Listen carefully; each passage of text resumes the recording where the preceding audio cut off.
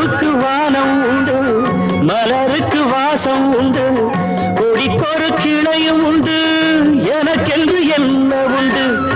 ஏன் படைத்தானோ இறைவனும் என்னை, மனதில் எனக்கு நிம்மதி இல்லை.